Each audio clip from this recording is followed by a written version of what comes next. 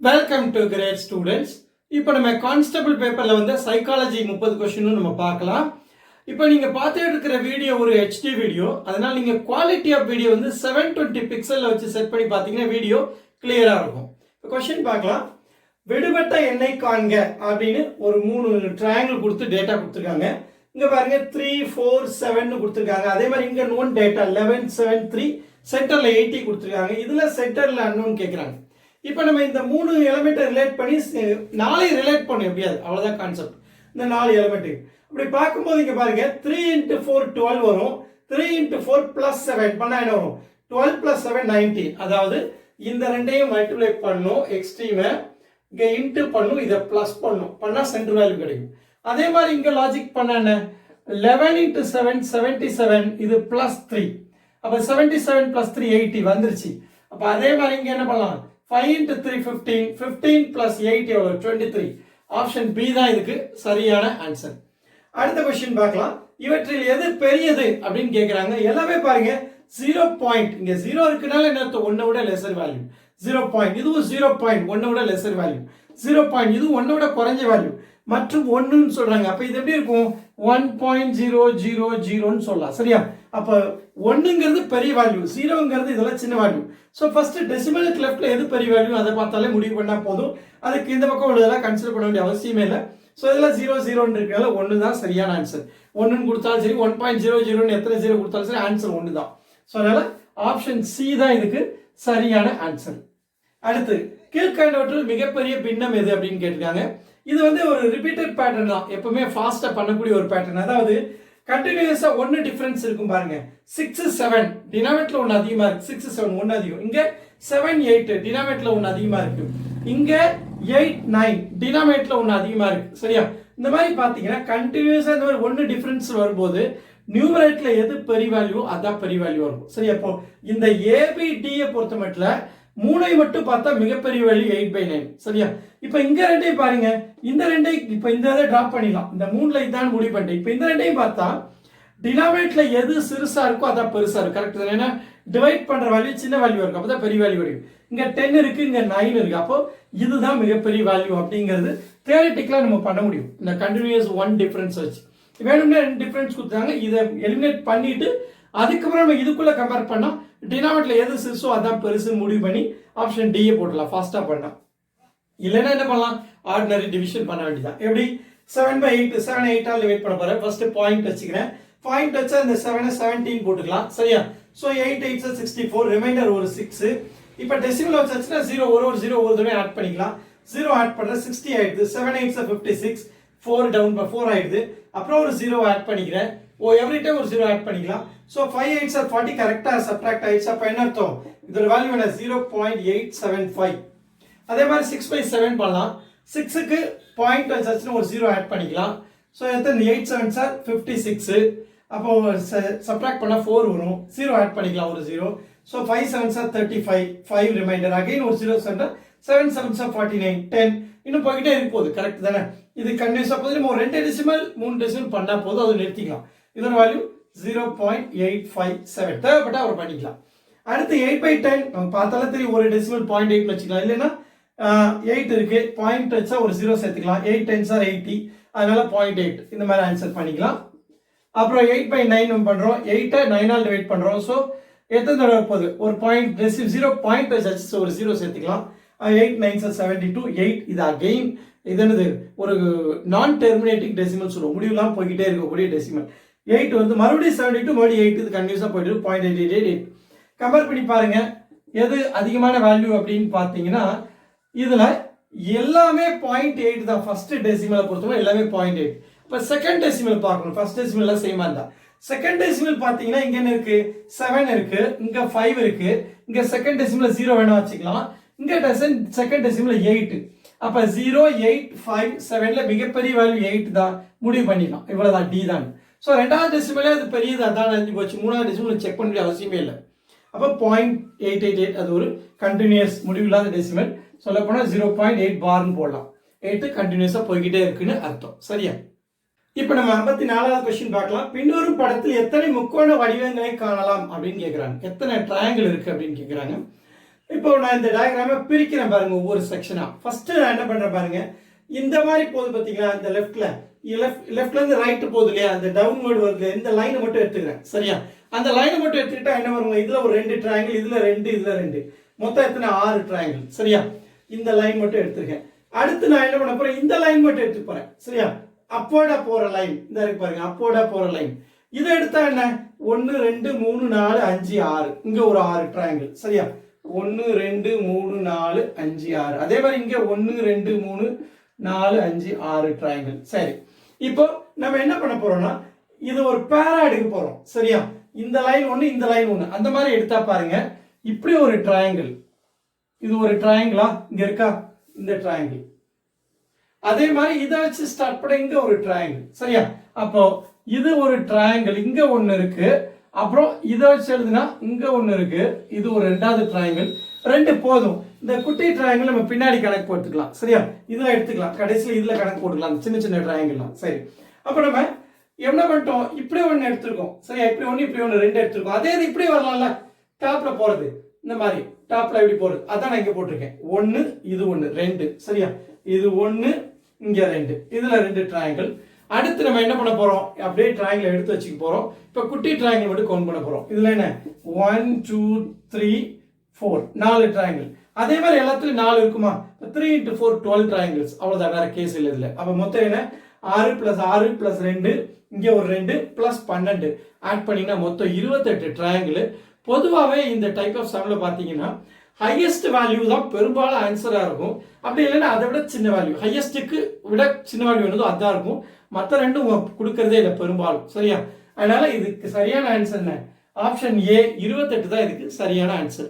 இப்ப 55வது கொஸ்டின் பார்க்கலாம். ஆதித்யாவின் சகோதரி பானு ஆவார். சரியா, இங்க ஆதித்யா இருக்காங்க, பானு இருக்காங்க, சகோதரி பானு அப்படின்னா இதுல என்ன பாருங்க, பானு வந்து ஃபீமேல் நமக்கு தெரியும், பட் ஆதித்யா மேலா ஃபீமேல் நமக்கு தெரியாது. கரெக்ட் தானே, கரெக்டா ஜெண்டர் எழுதிக்கிட்டே வாங்க, ரொம்ப யூஸ்ஃபுல்லா இருக்கும்.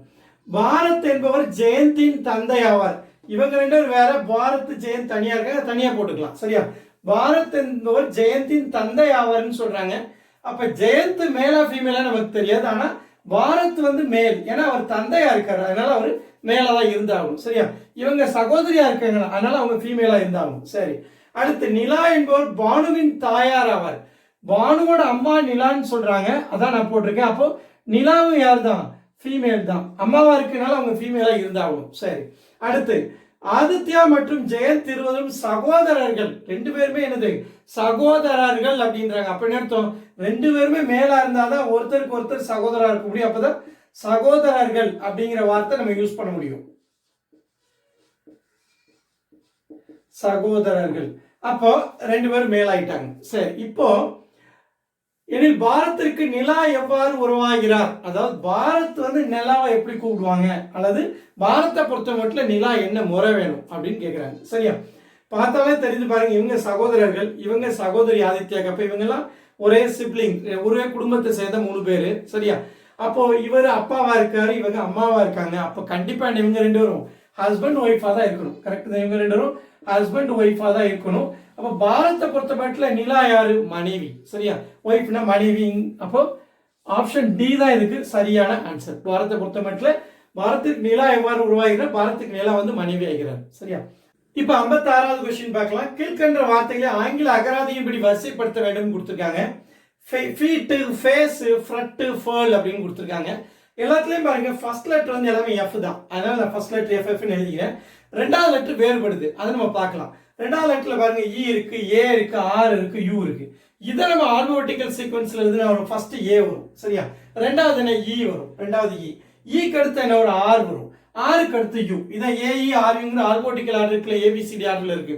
அப்ப இந்த இது கரெக்டா ஆல்பபெட்டிக் ஆர்டர் வந்துருச்சுன்னா அப்படியே மற்றதை ஃபில் பண்ணிட வேண்டியதான். சப்போஸ் இங்க இன்னொரு வேர்டு இருந்து இதுவும் எஃப்யூல எஃப்யூ 2 வந்தா இது 2க்கு 3வது வர லெட்டர் ஆல்பபெட்டிக் ஆர்டர்ல அரேஞ்ச் பண்ண வேண்டியிருக்கும். இங்க அந்த மாதிரி இதான் இல்ல, சேமா எந்த லெட்டரும் இல்லை, அதனால எல்லாம் டிஃப்ரெண்ட் ஆகினால அப்படியே எழுதி விட்டுற வேண்டியதான். அப்ப எஃப்ஏல ஆரம்பிக்கிறது எஃப்ஏசி, ஃபேஸ் தான் ஃபர்ஸ்ட் வரணும். அடுத்து என்னது, ஃபீட் 2வது, 3வது எஃப்ஆர்இடி ஃப்ரண்ட், 4வது ஃபர்ல். அப்போ இது வந்து 2 இல்லையா, ஃபேஸ் 2, இது 1, ஃப்ரண்ட் 3, ஃபர்ல் வந்து 4. அப்போ 2 1 3 4ங்கிற இந்த ஆப்ஷன் பி தான் இதுக்கு சரியான ஆன்சர். அடுத்து நம்ம 57வது கொஸ்டின் பார்க்கலாம். ஒரு செஸ் விளையாட்டு போட்டியில் 6 விளையாட்டு வீரர்கள் ஒவ்வொரு ஆட்டக்காரருடன் ஒரு முறை மட்டுமே விளையாடுகிறார். சரியா, 6 பேர் விளையாட போறாங்க. 6 பேரும் ஒவ்வொருத்தரும் ஒரு தடவை ஒவ்வொருத்தர் கூட விளையாடணும்னு சொல்றாங்க. போட்டியில் எத்தனை ஆட்டங்கள் ஆடி இருப்பார்கள் அப்படின்னு கேட்கறாங்க. இதே கொஸ்டின் இன்னொரு மாதிரி கேட்கறது உண்டு. எப்படி, எத்தனை ஹேண்ட் ஷேக்ஸ் இருக்கும் அப்படின்னு கேட்பாங்க. ஏன்னா ஒருத்தர் கூட தான் ஹேண்ட் ஷேக் ஒரு தடவை தான் பண்ணுவார். ஒருத்தர் கூட 2 பேர் 2-3 தடவை ஹேண்ட் ஷேக் பண்ண மாட்டாங்க, ஒரே ஒரு தடவை. அதே மாதிரி ஒருத்தர் ஒரு தடவை தான் விளையாடுறாரு அப்படிங்கிற மாதிரி ரெண்டும் ஒரே கான்செப்ட் தான். கான்டெக்ஸ்ட் கொஸ்டின் தான் வேற. அப்போ என்ன பண்றோம், 2 பேரும் டீம் ஃபார்ம் பண்றோம். டீம் ஃபார்ம் பண்றதுல காம்பினேஷன். இது 11th 12th மேத்ஸ் படிச்சீங்க, மேத்ஸ் குரூப் படிச்சீங்கன்னா இது தெரியும். அதாவது 6C2ன்னு சொல்லுவோம். 2 மெம்பர் டீம் எத்தனை ஃபார்ம் பண்றோமோ அத்தனை ஹேண்ட் ஷேக்ஸ், இல்லைன்னா அத்தனை ஆட்டங்கள், அத்தனை செஸ் விளையாட்டுகள் இருக்குன்னு சொல்லலாம். அப்ப 6C2னா 2 6 into 5 2 தடவை 6 டவுன் பண்ணிட்டு டினாமினேட்டர் 2 ஃபேக்டோரியல். கரெக்டா, 2 into 1 போட்டா என்ன ஆகும், கேன்சல் + 3 2s are 6 15 ஆட்டங்கள் அப்படின்னு சொல்லலாம். குரூப் நீங்க மேத்ஸ் ஸ்பெஷலிஸ்டா இருந்தா, இல்லைனாலும் ஆன்சர் பண்ண முடியும். கஷ்டமான விஷயம் கிடையாது. பாருங்க, ஃபர்ஸ்ட் 1 நம்பர் மொத்தம் 6 பேருக்கு நம்பர் கொடுத்துருவோம். 1 2 3 4 5 6. சரியா, 1 நம்பர் பர்சன் இங்க உட்கார்றாரு. சரியா, எதிரில் 2 3 4 5 6வது பர்சன் உட்கார்றாங்க. சரி, வேற வேற ஆள் உட்கார்றாங்க. அப்ப 1வது பர்சனை பொறுத்த மட்டும் எல்லாரும் கூட ஒரு கேம் ஆடிட்டாரா, அதே மாதிரி இவங்களும் ஒண்ணு கூட எல்லாரும் விளையாடிட்டாங்க தானே. அப்போ மொத்தம் 5 கேம் முடிஞ்சிருச்சு. சரி, இப்போ 1வது பர்சனை வெளியே அனுப்பிடலாம். அவர் எல்லா கேமும் ஆடி முடிச்சிட்டாரு. அடுத்து நம்ம 2வது நம்பர் போட்டாலும் இங்க உட்கார வைப்போம்.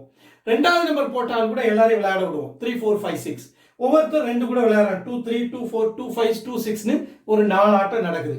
இப்போ 2 எல்லாரும் கூட விளையாடிட்டாரு, 1 கூட ஏற்கனவே விளையாடிட்டாரு, அதனால 2 வெளியே வச்சிடலாம். அடுத்து 3 என்ன பண்றாரு, 4 கூட ஒரு தடவை, 5 கூட ஒரு தடவை, 6 கூட ஒரு தடவை. இவர் ஒரு 3 கேம் விளையாடுறாரு. சரியா, யாரு 3 ஏற்கனவே 2 கூட இந்த விளையாடி இருக்காரு, 1 கூட விளையாடி இருக்காரு. சரியா, அதனால 3 தனியா வெளியே அனுப்பிடலாம். அடுத்து 4 உட்கார வச்சு 5 6 கூட விளையாடுறா, இதுல ஒரு 2 கேம். 4 ஏற்கனவே 1 2 3 விளையாடிட்டாரு. அடுத்து 5 உட்கார வச்சா இங்க 6, அவங்க ஒரு கேம். மொத்தம் ஆட் பண்ணுங்க, 1 2 3 3 3 6 6 4 10 15 ஆட்டங்கள். ஸோ இந்த மாதிரி ரொம்ப காமன் சென்ஸா வச்சு உட்கார வச்சு கூட நீங்க திங்க் பண்ணி பண்ணிடலாம். 15 ஆட்டங்கள்ங்கிற ஆப்ஷன் பி தான் இதுக்கு சரியான ஆன்சர். இப்போ நம்ம 58வது கொஸ்டின் பார்க்கலாம். கொஸ்டின் மார்க் உள்ள இடது கட்டத்தை நிரப்புகன்னு சொல்றாங்க. ஏஇ கொடுத்துட்டு நடுவில் கொஸ்டின் மார்க், அப்புறம் ஓயு இருக்கு. அப்ப என்ன அர்த்தம், ஏஇ ஐஓயுங்கிறது ஒரு வவல்ஸ். 5 லெட்டர் ஒவ்வொரு இருக்கு ஆல்பபெட்டிக்கல்ல. அந்த 5 லெட்டர் தான் இது இருக்கும், ஐயா தான் இருக்கணும். ஸோ ஆப்ஷன் எது வரும், ஆப்ஷன் டி தான் கரெக்ட், வவல்ஸ். சரி, அடுத்து ஒரு வார்த்தை 2 வார்த்தைகளுக்கு முன்னால் உள்ளது ஒரு ரிட்டன். சரிங்களா, அது ஒரு பசில். கரெக்டுங்களா, நம்ம ஒரு இந்த கண்டிஷன்ல சாட்டிஸ்ஃபை பண்ற மாதிரி ஒரு கான்டெக்ஸ்ட்டை உருவாக்கணும், அவ்வளவுதான். சரியா, அதாவது நம்ம ஏபிசி 3 வார்த்தை இருக்குன்னு வச்சுக்கிட்டோம். இங்க என்ன சொல்றாங்க, ஒரு வார்த்தை 2 வார்த்தைகளுக்கு முன்னால் உள்ளது அப்படின்னா, இப்போ இது 2 வார்த்தைக்கு முன்னாடி இந்த ஒரு வார்த்தை இருக்குல்ல, ஒரு வார்த்தை 2 வார்த்தைகளுக்கு முன்னால் உள்ளது இருந்துச்சா. அப்புறம் பாருங்க, ஒரு வார்த்தை 2 வார்த்தைகளுக்கு பின்னால் உள்ளது. அப்ப என்ன அர்த்தம், இந்த 2 வார்த்தைக்கு பின்னாடி இந்த வார்த்தை இருக்குன்னு அர்த்தம். சரியா, இந்த 2 வார்த்தைக்கு பின்னாடி இந்த ஒரு வார்த்தை இருக்கு. சரியா, அப்புறம் ஒரு வார்த்தை மத்தியில் உள்ளது, இதான் மத்தியில் உள்ள வார்த்தை. மொத்தம் 3 வார்த்தை, நடுவில் மத்தியில பிங்கிற வார்த்தை இருக்கு. அங்கு எத்தனை வார்த்தைகள் உள்ளன, எத்தனை வார்த்தை இருக்கு, இந்த 3 கண்டிஷனை சாட்டிஸ்ஃபை பண்ணி 3 வார்த்தை இருந்தா போதும். அப்ப ஆப்ஷன் பி தான் இதுக்கு சரியான ஆன்சர். சரியா, அடுத்து நம்ம 60வது கொஸ்டின் பார்க்கலாம். கீழே உள்ள வரிசையில் அடுத்து வருவது எது அப்படின்னு கேட்டிருக்காங்க. பாத்தீங்கன்னா வரிசை பாருங்க, இங்க பாத்தீங்கன்னா ஒவ்வொரு லைனா எக்ஸ்ட்ரா ஆட் ஆகுற மாதிரி நம்ம வச்சுக்கலாம். இது ஒரு லைன், இது ஒரு லைன், இது ஒரு 3 லைன் இருக்கு. மேல ஒரு லைன் எக்ஸ்ட்ரா 4 லைன் ஆட் ஆன மாதிரி வச்சுக்கலாம். இதே இது இருக்கு, இங்க இந்த இடத்துல 5வது லைன் ஆட் ஆகுது. அடுத்து இது ஏற்கனவே இருக்கு, இங்க 6வது லைன் கீழே ஆட் ஆகுது. சரியா, அப்போ இந்த லைன் இப்படி வந்து அதுக்கு ஆப்போசிட்ல கீழே வருது. சரியா, 6வது லைன். 7வது லைன் பாருங்க, இதுக்கு ரைட் சைட்ல மேல வருது. அப்ப 8வது லைன் இதுக்கு ஆப்போசிட்ல கீழே வரணும். கரெக்டா, அப்போ இங்க பாருங்க, இது கரெக்டா வருது. இந்த ஆப்ஷன் ஏ தான் இதுக்கு சரியான ஆன்சர். லாஜிக்கலா சொல்ல போனா இங்க மிஸ் ஆயிருக்கு, இது கீழே வரும். அந்த லைன் மட்டும் போட்டா முடிஞ்சது. மற்றதெல்லாம் ஏன் வரல, இது வந்து 2மே அப்பரா இருக்கு, அப்படி இங்க இல்லவே இல்லை, டவுனா இருக்குங்க. அடுத்து இங்க என்ன, இது இன்க்ளைன் லைன்ஸ் கொடுத்துருக்காங்க, அப்படிலாம் எதுவுமே இல்லை. ஸோ எல்லாமே ஸ்ட்ரைட்டா தான் இருக்கு. அதனால ஆப்ஷன் ஏ தான் இதுக்கு சரியான ஆன்சர். 61வது கொஸ்டின் பார்க்கலாம். கீழே உள்ள வார்த்தைகளில் வேறுபட்ட ஒன்றை தேர்ந்தெடுக்கும் கொடுத்துருக்காங்க. ரோஜா ஒரு ஃப்ளவர், கரெக்டா. மல்லிகை ஒரு ஃப்ளவர், சாமந்தி ஒரு ஃப்ளவர், மொட்டுங்கிறது ஸ்டேஜஸ் ஆஃப் ஃப்ளவர். ஃப்ளவர் வந்து அதோட வளர்ச்சியோட ஒரு ஸ்டேஜ், மொட்டா இருக்கும், அப்புறம் மலராகும், விரியும். சரியா, அப்போ மொட்டுங்கிறது வித்தியாசமான ஒன்று. இதெல்லாம் ஃப்ளவர் நேம்னா அது ஃப்ளவரோட ஸ்டேஜஸ், அதனால மொட்டுங்கிறது தான் வித்தியாசமான ஒன்று. அடுத்து ஆட் மேன் அவுட், இந்த வேறுபட்ட ஒன்றைன்னு கேட்கறது ஆட் மேன் அவுட். மற்ற மூணு ஒரே மாதிரி இருக்கும், ஒன்று மட்டும் வித்தியாசமா இருக்கும், அது என்னன்னு கேட்குறாங்க. சரியா? அடுத்து நம்ம வரைபடத்தில் காலி இடத்தை நிரப்பவும் கேட்டிருக்காங்க. இப்போ இங்க என்ன இருக்கு, ஒரு ஏதோ ஒரு ஹியூமன் மாதிரி இருக்குன்னு வச்சுக்கலாம்னு வைங்களேன். ஒரு ஹியூமன் மாதிரி ஒரு கார்ட்டூன் டயக்ராம் மாதிரி இருக்கு. இந்த பக்கம் ஃபேஸ் பண்ணியிருக்காரு, அதாவது ரைட்வர்டு ஃபேஸ் பண்ணியிருக்காரு. அது அப்படியே என்ன ஆகுது, ரொட்டேட் ஆகி ஒரு 180 டிகிரி ரொட்டேட் ஆகுதுன்னு வச்சுக்கலாம். சரியா? அப்படியே ரொட்டேட் ஆகி இந்த பக்கம் லெஃப்ட் சைடு ஃபேஸ் பண்ற மாதிரி இருக்கு. சரியா? அப்போ அப்படியே இந்த இமேஜ் என்ன ஆக்சஸ் வச்சு ரொட்டேட் ஆகுது 180 டிகிரி. இப்படி இருந்தா என்ன ஆகும், இப்படி ரொட்டேட் ஆகி இப்படி வந்துடும். கரெக்டா? அதான் 180 ரொட்டேஷன் இப்படி நடக்குது. அதே மாதிரி இப்போ அதே மாதிரி நம்ம இதை அப்படி ரொட்டேட் பண்ணோம்னா என்ன வரும் அப்படின்னு நம்ம பார்க்கலாம். சரியா? அப்ப இந்த ஹேண்ட்ஸ் வந்து இந்த பக்கம் இருக்கிறது அந்த பக்கம் வந்துடும், ஃபேஸ் வந்து கண் இந்த பக்கம் இருக்கிற மாதிரி தான் அந்த பக்கம் வந்துடும். அப்ப எல்லாமே வரேன்னா என்ன ஆப்ஷன் வரும், ஆப்ஷன் பி தான் இருக்கு சரியானது. இது வரப்போறதுல இது இதோட சேர்ந்தது. சரியா? இந்த இதெல்லாம் கம்பேர் பண்ணி இதுல வந்து கையில இந்த ரவுண்ட் இல்லாம போயிடுச்சு, எதுவும் இங்க டிராப் ஆகல, எல்லாமே வருது. இங்க பாத்தீங்கன்னா இந்த ஃபேஸ் ஒரு பக்கம் கை ஒரு பக்கம் டிஃப்ரெண்டா இருக்கு, அப்படி இல்லை. இது 180 டிகிரி ரொட்டேஷன் அப்படி நடக்குது. ஸோ ரொட்டேஷன் நடக்கும்போது கண்டிப்பாக எது வரும், ஆப்ஷன் பி தான் இதுக்கு சரியான ஆன்சர். அடுத்து வரைபடத்தில் காலி இடத்தை நிரப்பவும் கேட்டிருக்காங்க. இப்போ இந்த டயக்ராம் பொறுத்த மட்டும் பார்த்தீங்கன்னா இது என்ன டயக்ராம் இருக்கோ அதே இது மேலே இருக்கு. கரெக்டா? இங்க என்ன ஒரு காலி பாக்ஸ் இருக்கு. கரெக்டா? அதே மாதிரி காலி பாக்ஸ் இந்த இடத்துல நம்ம ஃபிட் பண்ணும் இருக்கிற மாதிரி. அப்போ ஆப்ஷன் பி ஃபிட் பண்ணா கரெக்டா இருக்கும். இந்த ஆப்ஷன் பி தூக்கி இதுல ஃபிட் பண்ணீங்கன்னா இந்த சின்ன கேப் வந்து இந்த சின்ன இந்த ஸ்கொயர் வந்து இதுல ஃபிட் ஆயிடும், பெரிய ஸ்கொயர் வந்து இதுல கரெக்டா ஃபிட் ஆகுறதுனால ஆப்ஷன் பி தான் கரெக்ட். இந்த லைன் இதோட முடிஞ்சது. இதுல இப்படி லைன் வந்திருந்தாதான் நம்ம எது டயக்ராம் வரும்னு சொல்லலாம். அப்பவும் கூட நமக்கு இது கூட வராது. இது கூட எப்படி இருக்கு, லைன் இந்த டயக்ராம்ல தான் இருக்கு. இப்ப இந்த டயக்ராம் இப்படி லைன் இருந்தா வேணா இப்படி லைன் வந்தா வரும்னு சொல்லலாம். ஸோ அதுக்கு வாய்ப்பே இல்லை. அதனால ரொம்ப கிளியரா ஆப்ஷன் பி தான் இதுக்கு சரியான ஆன்சர். அடுத்து பார்த்தீங்கன்னா கேள்வி குறியீட்டு இடத்தில் வரும் படம் எதுன்னு கேட்குறாங்க. இங்க பார்த்தீங்கன்னா ஒரே ஒரு டப் இருக்கு. சரியா? ஒரே ஒரு டப் இருக்கு, ஒரு ட்ரெபீசியம் ஷேப்னு கூட நம்ம வச்சுக்கலாமே. ஒரு ரெண்டு சைடு பேரலா இருக்கு. சரியா? ஒன் பேர் பேரலா இருக்கு, இன்னொன்று பேரலா இல்லை. இங்க ரெண்டு ட்ரெபீசியம் இருக்கு. இன்னொரு விஷயம், அதே நேரத்தில் என்ன ஒரு ட்ரெபீசியம் ஒரு ட்ரெபீஸ்க்கு உள்ளவும் இருக்கு. கரெக்டா? இந்த காமன் ஷேடட் போர்ஷன், இந்த காமன் போர்ஷன் இருக்கு ரெண்டு ட்ரெபீசியத்துக்கும். அதே மாதிரி இங்க சர்க்கிள் இருந்தா அடுத்த ரெண்டு சர்க்கிள் வரும். முக்கியமா ரெண்டு சர்க்கிள் இருக்கிற மாதிரி இங்க சி அண்ட் டி இருக்கு. அப்ப ஏ அண்ட் பி கண்டிப்பா கிடையாது கன்ஃபார்மா. அதே நேரத்தில் இது என்ன இருக்கும், ஒன்னோட ஒன்று ஓவர்லாப்பிங் போர்ஷன் கண்டிப்பா இருக்கும். இந்த மாதிரி தனியா பிரிஞ்சிருந்தா அப்ப இது ரெண்டு தனியா இருந்திருக்கும். அப்படி இல்லை, ஒன்னோட ஒன்று ஒண்ணுக்குள்ள ஒன்று இந்த ஷேட் போர்ஷன் இருக்கு, காமன் போர்ஷன் இருக்கு. இப்ப காமன் போர்ஷன் இருக்கிற மாதிரி நம்ம முடிவு பண்ணா என்ன பண்ணலாம், ஆப்ஷன் சி தான் இருக்கு சரியான ஆன்சர். 65வது கொஸ்டின் பார்க்கலாம். கொடுக்கப்பட்டுள்ள தொடரில் விடுபட்ட எண் என்ன அப்படின்னு கேட்டிருக்காங்க. இது பாத்தீங்கன்னா 3, 9, 27, 81 டேஷ் போட்டு 729 கொடுத்துருக்காங்க. என்ன நடக்குது பாருங்க. இப்ப எப்பவுமே இந்த மாதிரி சீக்வன்ஸ் அது கீழே என்ன நடக்குதுன்னு எழுதுங்க. இந்த மாதிரி டைப் எல்லாமே ஈஸியா பண்ணிடலாம். இதை என்ன இன்ட்டு 3 பண்ண 3 × 3 9 ஆகுது. கரெக்ட் தானே? அப்புறம் இதை இன்ட்டு 3 பண்ண 3 × 9 27 ஆகுது. மறுபடியும் இதை இன்ட்டு 3 பண்ண 3 × 27 81 ஆகுது. இதை இன்ட்டு 3 பண்ணா 3 × 81 எவ்வளவு 243 வருது. கரெக்டா? அப்புறம் இதை இன்ட்டு 3 பண்ணா 729. அப்ப இந்த டேஷ்ல என்ன வரும் 243ங்கிற இந்த ஆப்ஷன் பி தான் இதுக்கு சரியான ஆன்சர். அப்போ ஒவ்வொரு தடவையும் 3 மல்டிப்ளை பண்ணி கன்சிக்யூட்டிவ் டேர்ம்ஸ் வருது. இது ஒரு ஜியோமெட்ரிக் ப்ரோக்ரஷன் சொல்லலாம். ரைட்டா? பெருக்கு தொடர் வரிசை. அடுத்து 66வது கொஸ்டின் பார்க்கலாம். வரைபடத்தில் காலி இடத்தை நிரப்புக அப்படின்னு கேட்டிருக்காங்க. இப்ப இந்த டயக்ராம் கொடுத்துருக்காங்க. இந்த இடத்துல காலி இடத்துல என்ன வரும் அப்படின்னு கேட்டிருக்காங்க. சரியா? பாத்தீங்கன்னா என்ன நடக்குதுன்னு பாத்தீங்கன்னா இது ஒரு எஸ் ஷேப். கரெக்ட் தானே? எஸ் ஷேப் இருக்கு. ஒவ்வொரு தடவை என்ன நடக்குதுன்னா அது வந்து இன்வெர்ட் ஆகுது. அதாவது ஆக்சஸ் வச்சு மிரர் இமேஜ் வருது. ஃபர்ஸ்ட் என்ன நடக்குதுன்னா இந்த இமேஜ் இருக்கு இல்லையா, இது மிரர் இமேஜ் ஆகி இந்த போர்ஷன் இப்படி ரொட்டேஷன் அப்படி இந்த ஆக்சஸ் ரொட்டேட் ஆகுதுன்னா என்ன ஆகும், இப்படி இருக்கிற இமேஜ் இப்படி ஆயிடும். கரெக்ட் தானே? இப்படி ஆனதுக்கு அப்புறம் 45 டிகிரி ரொட்டேட் ஆகுது. கரெக்டா? இந்த ஆங்கிள் எவ்வளவு 45 டிகிரி. இதுல இருந்து 45 டிகிரி. இது மொத்தம் 90 டிகிரி. அதுல பாதி 45 டிகிரி. அப்ப இந்த இமேஜ் இப்படி டில்ட் ஆகி 45 ரொட்டேட் ஆகி இங்க வருது. அடுத்தது என்ன செய்யும், மறுபடியும் இது என்ன செய்யும், இந்த ஆக்சஸ்ல மிரர் இமேஜ் உருவாகும். அதாவது இந்த போர்ஷன் அந்த பக்கம் போகும், அந்த போர்ஷன் இங்க வரும். கரெக்டா? அப்ப என்ன ஆகும், இந்த மாதிரி இமேஜ் வந்துடும். அதுக்கப்புறம் என்ன, இந்த இமேஜ் 45 டிகிரி இப்படி இருக்கிறது இப்படி வரும். இங்க 45 டிகிரி ரொட்டேட் ஆகி என்ன ஆகும், இந்த ஷேப் வரும். சரியா? அப்ப இந்த இடத்துல வரக்கூடிய ஷேப் இதாதான் இருக்கணும். அப்ப அடுத்தது இது சாட்டிஸ்ஃபை பண்ணது ஆன்சர் சொல்ல முடியும். கரெக்ட் தானே? அடுத்து என்ன செய்வோம், இதை வந்து ஆக்சஸ் வச்சு மிரர் இமேஜ் உருவாக்குவோம். அப்போ இந்த போர்ஷன் பாட்டம் வரும், இந்த போர்ஷன் டாப்ல வந்தா அப்படியே எஸ் ஷேப் மாறிடும். கீழே இருக்கிறது மேலே ப்ரொஜெக்ஷன் ஆகும், கீழே அப்படி இன்வெர்ட் ஆகும். சரியா? இப்போ இது இன்வெர்ட் ஆனதுக்கு அப்புறம் மறுபடியும் என்ன செய்யும், கிளாக் வைஸ்ல 45 டிகிரி ரொட்டேட் ஆகும். கரெக்ட் தான்? அதாவது இப்படி இருக்கிற இமேஜ் 45 டிகிரி ரொட்டேட் ஆகி இந்த மாதிரி டில்ட் ஆகும், இந்த ஷேப் வருது. இப்போ கரெக்டா இருக்கு. அப்போ இந்த கொஸ்டின் மார்க்ல வர வேண்டிய இமேஜ் இதுதான். கரெக்டா? இந்த ஷேப். அப்போ ஆப்ஷன் சி இது கரெக்டா இருக்கு. பாருங்க, கரெக்டா அதே ஷேப்ல இருக்கு. இது வெர்டிகலா இருக்கு, இது இதோட இன்வெர்ட்டா இருக்கு, இது கொஞ்சம் இன்க்ளைண்டா இருக்கு.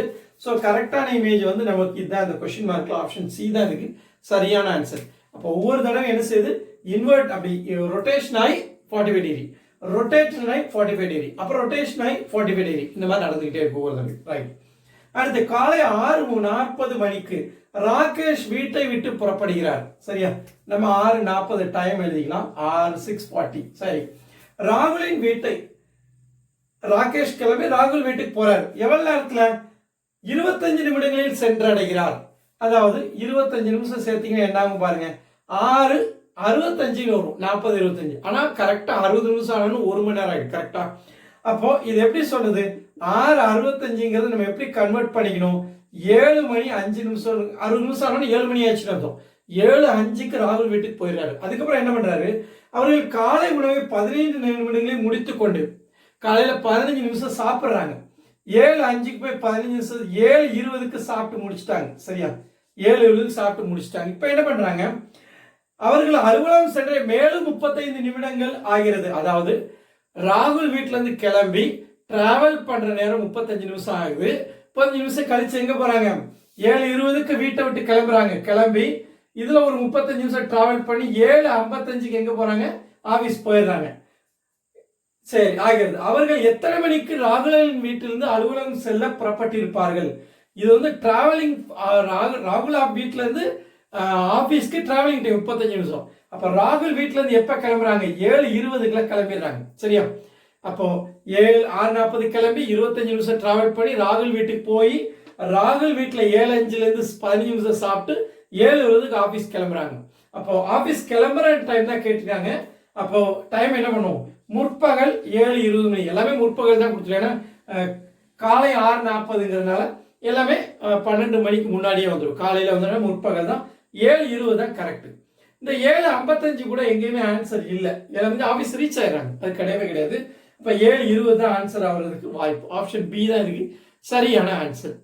இப்ப நம்ம 68வது கொஸ்டின் பார்க்கலாம். அறிஞர்கள், தொழில்நுட்ப வல்லுநர்கள், மானிடர்கள் என இம்மூன்றினையும் குறிக்கும் படம் எது? இதுல பாத்தீங்கன்னா இப்போ இதை இன்டெலெக்சுவல் சொல்லலாம், இதை டெக்னீஷியன் சொல்லலாம், மானிடர்கள், மானிடர் ஹியூமன். ரைட்டா? இப்போ ஹியூமனா இருந்தா மட்டும்தான் நம்ம intellectual, technically expert, technical experts இதெல்லாம் சொல்ல முடியும். ஸோ அப்போ இந்த ரெண்டு கண்டிப்பா நம்ம மானிடர்களுக்குள்ள வந்தே ஆகணும். கரெக்டா? மானிடர்கள் இல்லாதவங்கள நம்ம யாரும் டெக்னிக்கல் எக்ஸ்பர்ட்னோ இல்லை இன்டெலெக்சுவல்னோ சயின்டிஸ்டோ எதுவுமே சொல்றது இல்லை. அப்போ இவங்க ரெண்டு பேரும் கண்டிப்பா ஒரு பெரிய சர்க்கிளுக்குள்ள இருந்தாகணும் அப்படின்னு பார்த்தா இதுவும் வாய்ப்பு இல்லை, இதுவும் வாய்ப்பு இல்லை, இதுவும் வாய்ப்பு இல்லை. என்ன காரணம், இப்போ இதை வந்து நான் மானிடர்கள்னு எடுத்துக்கிட்டேன்னா என்ன பாருங்க, இந்த போர்ஷன் என்ன, மானிடர் இல்லாதவர் யாரோ அறிஞராக இருக்கிற மாதிரியும் மானிடராக இல்லாதவர் தொழில்நுட்ப வல்லுநர் இருக்கிற மாதிரி ஆயிடும். அப்போ வேற ஆப்ஷனே இல்லை, ஆப்ஷன் சி தான். இது என்னது, இது மானிடர்கள்னு வச்சுக்கலாம். மானிடர்களுக்கு உள்ளதா யார் இருக்கா, இது வந்து அறிஞர்கள் அப்படின்னு வச்சுக்கலாம். இது யாரு, தொழில்நுட்ப வல்லுநர்கள் அப்படின்னு நம்ம இதை வச்சுக்கலாம். சரியா? அப்போ அறிஞர்களா தொழில்நுட்ப வல்லுநர்களா காமன் போர்ஷன் இருக்கலாம். சரியா? இது வந்து தொழில்நுட்ப வல்லுநரா மட்டும் இருக்கிறவங்க, இது அறிஞர்களா மட்டும் இருக்கிறவங்க, இது ரெண்டுமாவே இருக்கிறவங்க. அப்ப மனிதர்கள ஒரு போர்ஷன் தான் இவங்க. அறிஞர்கள் தொழில்நுட்பம் இல்லாதவங்க, தொழில்நுட்ப வல்லுநரா இல்லாதவங்க இந்த போர்ஷன்ல இருக்காங்க. ஸோ கம்ப்ளீட்டா இருக்கு பிரசன்டேஷன். ஸோ அதனால நம்ம ஆப்ஷன் சி தான் இதுக்கு சரியான ஆன்சர். அடுத்து, ஒரு சங்கேத மொழியில், அதான் கோடிங் லாங்குவேஜ்னு அர்த்தம், போலீஸ் என்பது ECILOP என குறிப்பிடப்பட்டால் பார்த்தோன்னே தெரிஞ்சு பாருங்க, இது ரிவர்ஸ்ல இருக்காங்க. ECILOP ரிவர்ஸ்ல எழுதுறாங்க, அவ்வளவுதான் கோடிங். அப்ப இங்க கல்பிரேட் அப்படிங்கறத ரிவர்ஸ்ல எழுதுனா பாருங்க, TIRP வரணும். TIRP இருக்கு, அப்புறம் LUC இந்த இருக்கு. TIRP LUCங்கிற இந்த ஆப்ஷன் சி தான் கரெக்ட். அது கூட TIPR ஆயிடுது, RP தான் கரெக்ட். ஸோ அதனால ஆப்ஷன் சி தான் சரியான ஆன்சர். அடுத்து தற்போது தந்தையின் வயது மகனின் வயதை விட 5 மடங்காகும் சொல்லிட்டாங்க. ஃபர்ஸ்ட் என்ன சொல்றாங்க, 5 மடங்கு வயசு அப்பாவுக்கு பையன் வயசோட. சரி, ஆப்ஷன்ல பாத்தீங்கன்னா ரொம்ப ஈஸியா கொடுத்துருக்காங்க. பார்த்தோன்னு சொல்ல பாருங்க, அதாவது கேட்டிருக்கிறது மகனின் தற்போதைய வயதை கண்டுபிடிக்கவும் தான் கேட்டிருக்காங்க. தந்தை மற்றும் மகனின் தற்போதைய வயது தான் கேட்டிருக்காங்க. ஃபர்ஸ்ட் ஸ்டேட்மெண்ட் தற்போதைய வயது மகனின் வயது தந்தையின் வயது மகனின் வயது 5 மடங்கு. அப்ப ஆன்சர் 5 மடங்கு இருக்கணும்ல. இவருக்கு 10ன்னா அவருக்கு 50 தான் இருக்கணும். இங்க 70 இருக்கு தந்தை வயது. அதே மகனுக்கு 6ன்னா தந்தைக்கு 30 இருக்கணும். அங்க 24 தான் இருக்கு, 4 மடங்கு தான் போட்டிருக்காங்க. அதே மகனுக்கு 12னா தந்தைக்கு 60, 5 மடங்கு 60, 5 டைம் இருக்கு. இங்க மகன் 5னா தந்தை 25 வரணும், அதுவும் தப்பு. ஸோ இடையில சம படிக்காம ஆன்சர் சொல்லலாம். ஃபர்ஸ்ட் லாஸ்ட் சென்டென்ஸே பார்த்து இடையில என்ன கொடுத்துருக்காங்கன்னா 4 ஆண்டுகளுக்கு பிறகு தந்தையின் வயது மகன் வயதை விட 4 மடங்கு. இப்ப 4 வருஷம் ஆனால் இவருக்கு 16 வயசு ஆகும் மகனுக்கு, தந்தைக்கு 64 வயசு ஆகும். இப்ப 4 டைம் தானே, 16 into 4 தானே, மகன் வயது 4 மடங்கு பண்ணா தந்தை வயது கிடைக்குது. அப்ப ஆப்ஷன் சி கரெக்ட் அப்படின்னு ஆன்சர் பார்த்து நம்ம ஆன்சர் பண்ணலாம். இல்லைன்னா யூஷுவல் மெத்தட் நம்ம சால்வ் பண்ண எப்படி பண்ணலாம். முதல் ஸ்டேட்மெண்ட் ஃபாதர் ஏஜ் வந்து 5 times of son age, equation 1. ரெண்டாவது ஈக்குவேஷன் 4 வருஷம் கழிச்சு, அப்ப என்ன அர்த்தம், ஃபாதருக்கு 4 வயசு எக்ஸ்ட்ரா f+4 ஆகுது, சன்னுக்கு 4 வயசு கொடுக்கும்போது s+4 ஆகுது. அப்ப 4 வருஷம் கழிச்சு 2 வயசு கிடைச்சாச்சு. அப்ப என்ன ஆகுது, தந்தையின் வயது மகன் வயதோட 4 மடங்கு. அப்போ f+4 = 4 times of s+4. ரெண்டு ஈக்குவேஷன் ஃபார்ம் பண்ணியாச்சு, 2 அன்னோன் சால்வ் பண்ண சம் முடிஞ்சது. அப்போ என்ன பண்ண போறோம், ஒரு ஈக்குவேஷன் ஒரு அன்னோன் இருக்கிறதுக்காக இந்த f க்கு பதிலாக இந்த 5s சப்ஸ்டிட்யூட் பண்றேன். சரியா, சப்ஸ்டிட்யூட்டிங் 1. அப்போ f க்கு பதிலாக இந்த 5s சப்ஸ்டிட்யூட் பண்ணா 5s+4 = 4 உள்ள போனா 4s + 16 ஆகும். 4 into 4 16. அடுத்த ஸ்டெப்ல என்ன, 5s - 4s வந்து s ஆகும். கரெக்ட்டா, இந்த பக்கம் என்ன 4 இந்த பக்கம் 16 - 4 ஆயிடும். 5s - 4s ஒரு s, 16 - 4 12 s கிடைச்சாச்சு. ஒன்ஸ் s கிடைச்சாச்சு எங்க போடலாம், 1ல போய் அதை சப்ஸ்டிட்யூட் பண்ணிடலாம். என்ன ஆகும், f = 5 into s, அப்ப 5 into 12 போட்டா 60. இப்ப சன் வயசு ஃபாதர் வயசு கிடைச்சாச்சு. 12 60. ஆப்ஷன் சி தான் இருக்கு சரியான ஆன்சர். அடுத்து நம்ம 71 பார்க்கலாம். இவர்களில் பொருத்தமில்லாத எது அப்படின்னு கேட்கிறாங்க. இன்னும் சொல்ல போனா இது ஆட் மேன் அவுட்னு சொல்லலாம், வேறுபட்டதுன்னு கூட கேட்கலாம். ஏன்னா இங்க பாருங்க, அணில் என்னது, ஊர்வனைன்னு வரும், சில ஊர்ந்து போகும் எப்பவுமே. அதே மாதிரி குயில் வந்து பறந்து போகக்கூடியது, ஃப்ளையிங் ஒன். இது வந்து ரெப்டைல்னு சொல்லுவோம் இங்கிலீஷ்ல. இது எலியும் ஊர்ந்து தான் போகும். பள்ளி ஊர்வனை தான். அப்ப பார்க்க போகும்போது எது, குயில் ஒண்ணுதான் எனது பறந்து போகக்கூடியது, மற்றதெல்லாம் ஊர்வனை ரெப்டைல்ஸ். இது வந்து பறப்பனை, ஃப்ளையிங் அனிமல் கிங்டோட ஃப்ளையிங் ஒன். ரைட்டா, பறக்கக்கூடியது. சரியா, அப்போ ஆப்ஷன் பி தான் ஃப்ளையிங் அனிமல்னால ஆப்ஷன் பி தான் சரியான ஆன்சர். அடுத்து சரியான விடையை தேர்ந்தெடுக்கும் கொடுத்துருக்காங்க. இங்க என்ன ஏபிசி ZYX, அங்க CBA கொஸ்டின் மார்க் கொடுத்துருக்காங்க. ரொம்ப சிம்பிளா பார்த்தா தெரிஞ்சு பாருங்க. ஆல்பபெட்டிக்கல ஏக்கு கரஸ்பாண்டிங் Z வருது. சரியா, ஃபர்ஸ்ட் லெட்டர் லாஸ்ட் லெட்டர். ஃபர்ஸ்ட்டுக்கு அடுத்த லெட்டர் பி வந்து அங்க லாஸ்ட்டுக்கு முந்தின லெட்டர் ஒய் இருக்கும். மூணாவது லெட்டர்னா லாஸ்ட்ல இருந்து மூணாவது லெட்டர் ZYX, மூணாவது இந்த பார்டர். அப்போ சிபிஏவே அதே மாதிரி ஃபாலோ பண்ணா சிக்கு இங்க என்ன, சிக்கு என்ன இருக்கு, இந்த லாஸ்ட் எக்ஸ். அப்போ சிபிஐக்கு பதிலாக என்ன ஒரு எக்ஸ், ஒரு சிக்கு பதிலாக எக்ஸ், இங்க பிக்கு பதிலாக ஒய் போடுங்க. அப்புறம் இங்க ஏக்கு பதிலான இசட். அப்போ XYZ தான் இதுக்கு சரியான ஆன்சர். அப்படின்னு சொல்லப்போனா ஈஸியா இது பண்ணலாம். என்ன கொடுத்துருக்காங்க, இது அப்படியே ரிவர்ஸ்ல கொடுத்துருக்காங்க. சிபிஏ கேட்கறாங்க, ஏபிசி கொடுத்து சிபிஐ கேட்கறாங்க. அதே மாதிரி இங்கே ரிவர்ஸ் பண்ணிங்க ஆன்சர் XYZ சிம்பிளி. அப்போ ஆப்ஷன் ஏ தான் இதுக்கு சரியான ஆன்சர். இப்போ நம்ம 73வது क्वेश्चन பார்க்கலாம். முருகன் சம மதிப்பெண்ணுடைய கேள்விகள் கொண்ட தேர்வு எழுதினான். அவன் 10 கேள்விகள் தவறாக எழுதினான்னு கொடுத்துறாங்க. 10 கேள்வி தப்பா எழுதிக்காரான். இதில் சரியான மதிப்பீடு 60% ஆனது. சரியா, அப்போ 60% கரெக்டா எழுதியிருக்கான், 10 क्वेश्चन ராங்கா எழுதியிருக்கான். கரெக்டானது பர்சன்டேஜ்ல இருக்கு, ராங்கானது நம்பர் ஆஃப் क्वेश्चंसல இருக்கு. சரியா, இப்ப கேள்வி வந்து தேர்வில் எத்தனை கேள்விகள் இருந்தது, மொத்தம் எத்தனை கேள்வி இருந்ததுன்னு கேட்கிறாங்க. இப்போ நம்ம என்ன செய்ய வேண்டியிருக்கும்னா, இப்போ ராங் வந்து நம்பர் ஆஃப் क्वेश्चन இருக்குது. சரியா, ராங் வந்து எவ்வளவு பர்சன்டேஜ் நம்ம சொல்லியாச்சுன்னா, ராங் क्वेश्चन வந்து ராங் பர்சன்டேஜ் ஈக்குவல் கரெக்ட் தானே. அதாவது 60% சரியா இருந்ததுன்னா அப்ப என்ன அர்த்தம், 40% தவறா இருக்கணும் இல்லையா. மொத்தம் சேர்த்தா 100% தான், எப்பவுமே ஹோல்ங்கிறது 100%. அப்ப 40% தவறாக இருந்தது 10 क्वेश्चन, அதான் 40% தான் 10 क्वेश्चंस. அப்படின்னா நம்மள என்ன கேட்கறாங்க, 100% மொத்த எக்ஸாம் क्वेश्चन. 60% போட்டா கரெக்டான क्वेश्चन எத்தனைன்னு தான் தெரியும். சரியா, 100% போட்டா மொத்த क्वेश्चन எத்தனைன்னு கேட்கறாங்க. क्वेश्चन இதான் கேட்கறாங்க. சரியா, இப்போ நம்ம என்ன செய்யலாம், இது ஒரு டைரக்ட் ரேஷியோ, பர்சன்டேஜ் கூடனா நம்பர் ஆஃப் கொஸ்டின்ஸ் கூட போகுது. டைரக்ட் ரேஷியோ எப்படி பண்ணலாம், ஜெனரலா இந்த மாதிரி இருக்கிறத ரெசிப்ரோகேட் பண்ணுவோம். 100/14 போட்டு இந்த வேல்யூ மல்டிப்ளை பண்ணா எழுதலாம். இது ஒரு பேட்டர்ன். இல்ல வேற மாதிரி புரிஞ்சுக்கலாம். அதாவது 40% அப்படிங்கிறது 10 கொஸ்டின்னா 100% எப்படி அப்படின்னு நம்ம லாஜிக்கலா திங்க் பண்ணி பண்ணலாம் அந்த ரேஷியோவை. சரி, இப்போதைக்கு இந்த ரெண்டு மெத்தட், இன்னொரு மெத்தடு நான் சொல்லித்தரேன். சரியா, இப்போதைக்கு நம்ம இதை என்ன செய்யலாம், அதை கேன்சல் பண்ணலாம்.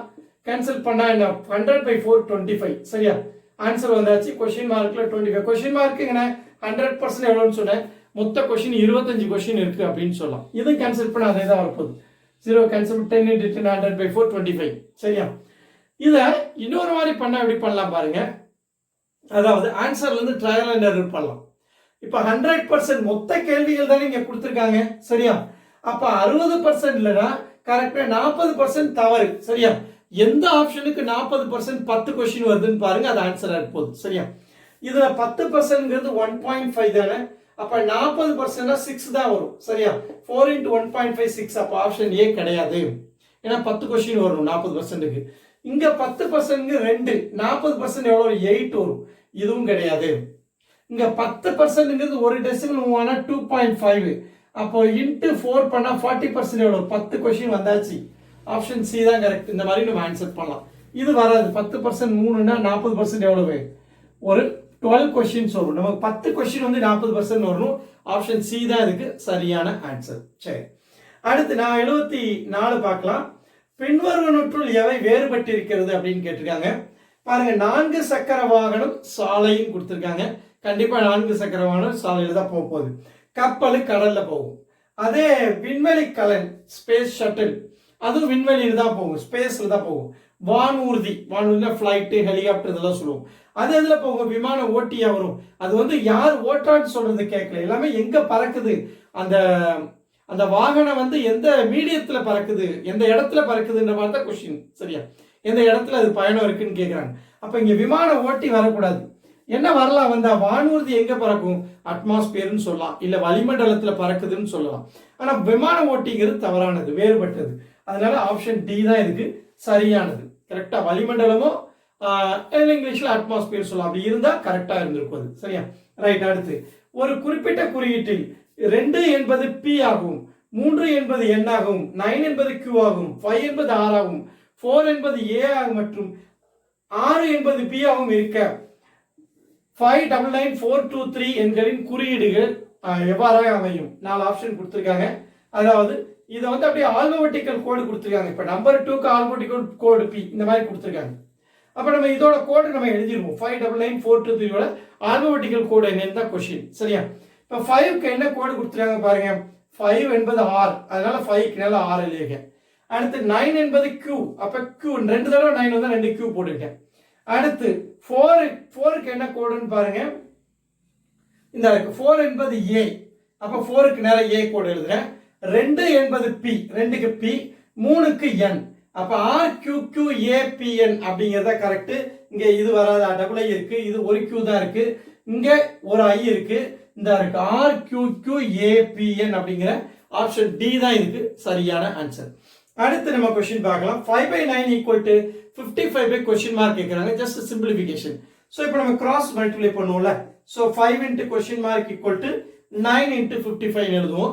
அடுத்த ஸ்டெப்ல கொஸ்டின் மார்க் = 9 × 55. இந்த 5 வந்து டிவிஷன் ஆயிடும், ப்ராடக்ட்ல இருக்குது. கேன்சல் பண்ணா 11 5s are 55. இப்போ 11 × 9 எவ்வளவு 99 வரும். அதனால இந்த கொஸ்டின் மார்க்கோட வேல்யூ தான் கேட்டிருக்காங்க. சோ கொஸ்டின் மார்க் பதிலான ஆப்ஷன் டி 99 தான் கரெக்ட். சரியா, அதாவது 55/99 என்ன வரணும், 55/99. 11 டேபிள கேன்சல் பண்ணுங்க, 5/9. அதான் லெஃப்ட் ஹேண்ட் சைடுல இருக்கு. நம்ம ஆன்சர் 99 தான் கரெக்ட். சரியா, இப்போ நம்ம 77வது கொஸ்டின் பார்க்கலாம். சிஸ்டர் என்பது 535301, அங்கிள் என்பது 84670, பாய் என்பது 129 என்றால் சன் என்பது என்ன அப்படின்னு ஒரு கோடிங் லாங்குவேஜ் கொடுத்துருக்காங்க. நான் அப்படியே ஒன்றுக்கு கீழே ஒன்று எழுதிக்கேன் பாருங்க. சிஸ்டருக்கு கீழே 535301 எழுதிக்கேன், அங்கிளுக்கு கீழே அவங்க கொடுத்த கோடு எழுதிக்கேன், பாய் கீழே 129. இப்போ சன்னோட கோடு தான் நம்ம கண்டுபிடிக்க வேண்டியிருக்கு. சரி, இதை சொல்லுங்கன்றாங்க. சரி, இப்போ பார்த்தீங்கன்னா இந்த கோடிங்ல பார்த்தீங்கன்னா நம்ம ஸ்ட்ரைட்டா இப்படி பார்த்தோம்னா எஸ்க்கு நேரம் 5 இருக்கு அப்படின்னு சொல்லலாம். அடுத்து நமக்கு வந்து காமனாக இருக்குன்னு பார்த்தா இந்த ஈக்கு நேரம் இங்கே 0 இருக்கு. ஸோ அதே மாதிரி இங்கே ஈக்கு நேரம் 0 இருக்கு அப்படிங்கிற நம்ம சொல்லலாம். அப்போ இந்த லாஜிக் வச்சு நம்ம இந்த கரஸ்பாண்டிங் கோடு இருக்கு, ஈக்கு கரெக்டாக நேரம் வந்துச்சு, எஸ்க்கு நேரம் வந்துச்சு அப்படிங்கிற கான்செப்ட் நம்ம சொன்னோம்னா எஸ்ஸோட கோடு வந்து என்ன 5 தான் அப்படின்னு நம்ம போட்டுடலாம். இந்த ஓக்கு கோடு அப்போ என்ன வரும் 2 வரும்னு சொல்லிடலாம். எண்ணுக்கு கோடு என்ன வரும் அப்போ 4 வரும் அப்படிங்கிறத நினச்சி நம்ம ஆப்ஷன் பி சொல்லிடலாம் 524. பட் இந்த சைக்காலஜியோட 30 கொஸ்டின்ல இந்த ஒரு கொஸ்டின் தான் இன்னும் அவ்வளோ கிளியராக இல்லாத மாதிரி இருக்கு என்ன பொறுத்த மட்டும். பார்த்தீங்கன்னா நம்ம வந்து காமன்னு சொல்றோம்னா இங்க இன்னொரு விஷயம் நோட் பண்ணீங்களா, ஐக்கு 3 இருக்கு, டீக்கு 3 இருக்கு, வேற வேற லெட்டருக்கும் சேம் 3ங்கிறது இருக்கு. அப்போ அப்போ எப்படி நம்ம முடிவு எடுக்கிறது? அதே மாதிரி இங்க பாருங்க ஆருக்கு 1 இருக்கு, பாய்க்கு பிக்கும் 1 இருக்கு, கரெக்டா? ஸோ நம்ம அந்த மாதிரி கரஸ்பாண்டிங் கோடு எடுத்தோம்னா இங்க ஐக்கும் 3, டீக்கும் 3, அதே மாதிரி இங்க என்னது டிஃப்ரெண்ட் லெட்டருக்கு ஒரே கோடு வர்றதும் இருக்கதான் செய்யுது. ஸோ எதை எடுத்துக்கிறது? இப்போ லாஜிக் கம்ப்ளீட் ஆகலையா அப்படிங்கிற ஒரு கொஸ்டினும் இருக்கு. உங்களுக்கு ஏதாவது இதில் தரவா வேற லாஜிக் ரொம்ப கிளியராக உங்களுக்கு பிடிபட்டதுன்னா நீங்கள் கமெண்ட் பாக்ஸில் கமெண்ட் பண்ணுங்க, நானும் கரெக்ட் பண்ணிக்கிறேன். சரியா? ஸோ இப்போதைக்கு நம்ம ஆப்ஷன் பி எடுத்துக்கலாம். இந்த ஒரு கொஸ்டின் தான் டவுட்டான கொஸ்டினாக இருக்கு சைக்காலஜியை பொறுத்த மட்டும். அடுத்து கீழ்வரும் எண் வரிசையில் அடுத்த எண் எது அப்படின்னு கேட்டிருக்காங்க. அப்போ இது ரொம்ப சிம்பிள் பாருங்க, 6, 17, 39, 72 கொடுத்துருக்காங்க. இப்போ அடுத்து என்ன வரும்னு கேட்குறாங்க. எப்பவுமே நம்பர் சீக்வன்ஸ் கொடுத்தா கீழே என்ன நடந்திருக்குன்னு எழுதுங்க. இங்கே என்ன நடக்குது, ஒரு 11 ஆட் ஆகுது, இங்கே என்ன ஆகுது, ஒரு 22 ஆட் ஆகுது, இங்கே 39ஓட என்ன ஆட் ஆகுது, ஒரு 33 ஆட் ஆகுது, 39 + 33 72. இங்கே பார்த்தா என்ன 11 × 1, 2 × 11, 3 × 11, அப்போ என்ன வரும் 4 × 11, 44 ஆட் பண்ணிங்கன்னா என்ன வரும் 4 + 2 6, 7 + 2 11. அப்போ 116ங்கிறது தான் அடுத்து வரக்கூடிய வேல்யூ அப்படின்னு ஆப்ஷன் சி போட்டலாம். சரியா? அடுத்து 79th கொஸ்டின், 7 மாணவர்களின் எடை கிலோகிராமில் கொடுக்கப்பட்டது. 7 இதெல்லாம் கேஜியில் இருக்கு அப்படின்னு சொல்றாங்க. சராசரி என்னன்னு கேட்கிறாங்க. பொதுவாக சராசரி மதிப்புகளின் கூடுதல் பை மதிப்புகளின் எண்ணிக்கை தான். இந்த 7 வேல்யூவை நான் ஆட் பண்ண 266 வந்திருக்கு. 266 / 7. சரியா? 3 7s are 21, which are 556, 8 7s are 56. அப்போ ஆப்ஷன் டி தான் சராசரி எடை அந்த 7 மாணவர்களுக்கு. அடுத்து 17 மணி என்றால் எந்த நேரத்தை குறிக்கும்? ஸோ ரயில்வே டைம்ல 17 hours சொன்னா எப்படி பிரிப்போம்? 12 + 5 = 17 பிரிச்சா 12ங்கிறது AM 12 o'clock வரை, 12 o'clock எடுத்தாங்கன்னா PM, PMனா நான் போஸ்ட் மெரிடியன் 5 மணி, 5 மணி சாயங்காலம் போஸ்ட் மெரிடியனா, சாயங்காலம் என்ன சொல்லுவோம் பிற்பகல்னு சொல்லுவோம். அப்போ 5 PM 5 மணி பிற்பகல். இதான் சரியான ஆன்சர், ஆப்ஷன் பி தான். சரியா? வீடியோ பிடிச்சா லைக் பண்ணுங்க, ஷேர் பண்ணுங்க, சப்ஸ்கிரைப் பண்ணுங்க, பெல் பட்டன் பிரஸ் பண்ணி வச்சுங்க. Thank you for watching the video.